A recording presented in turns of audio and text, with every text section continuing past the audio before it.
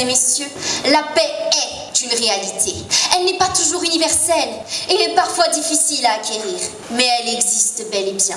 Alors, s'il faut appeler paix l'esclavage, la barbarie de l'un envers l'autre, alors oui, la paix est réelle. S'il faut appeler paix la domination d'une classe par rapport à une autre classe, oui, la paix est réelle. La paix se cache dans un sourire, dans un compliment. La paix demande peu et donne beaucoup en retour. Si la paix n'est qu'utopie, pourquoi donc la poursuivre et tenter de, malgré tout, la mettre en place? Pourquoi dire bonjour? Pourquoi sourire à cet inconnu croisé dans la rue? Mes adversaires vous ont plongé dans l'abstrait. Et c'est normal, parce qu'ils vivent dans l'abstrait. Ils ne vivent pas. J'irais même plus loin.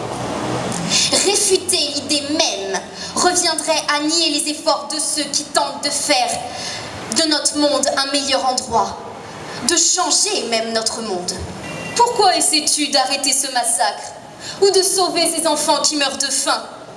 La paix n'existe pas. Tu fais tout cela pour rien.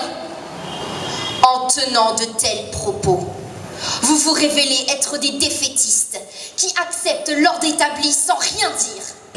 Cela me paraît totalement utopique de voir la France, l'Angleterre, celles qui ont mené la plus longue guerre de l'histoire de l'humanité, communément appelée la guerre de 100 ans. Aujourd'hui, elles nous prêchent la paix.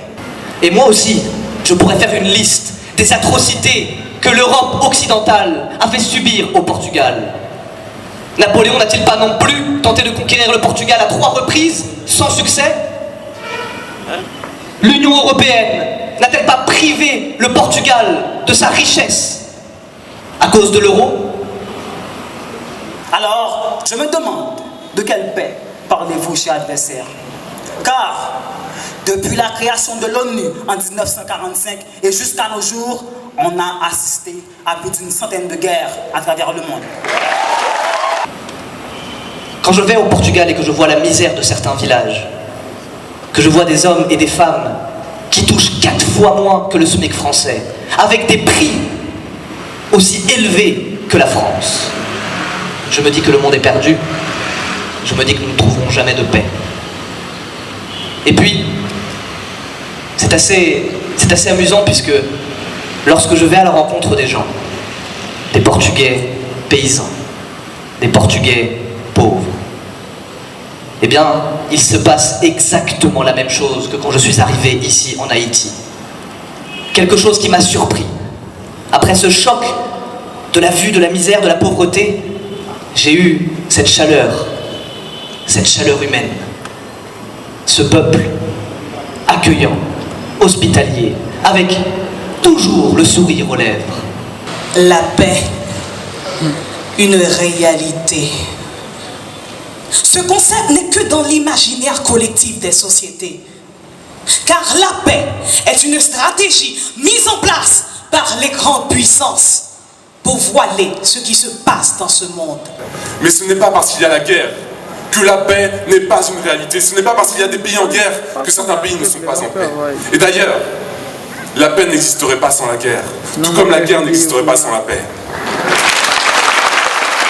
Partout, la paix est illusion parce que la paix n'existe pas et n'a jamais existé dans les faits.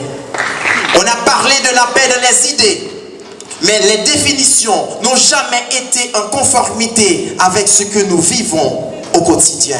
Qu'est-ce qui est réel? Ce qu'on pense ou ce qui est? Si le message que vous voulez leur faire passer, c'est que la paix n'est qu'une illusion, autant leur dire qu'ils ne connaîtront jamais le bonheur. Autant leur dire que leurs espoirs sont vains. Autant leur dire de ne pas faire d'études.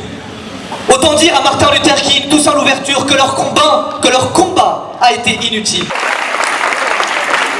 Vous avez évoqué Toussaint Louverture pour parler de la paix. Mais pourquoi le nom de Jean-Jacques Dessalines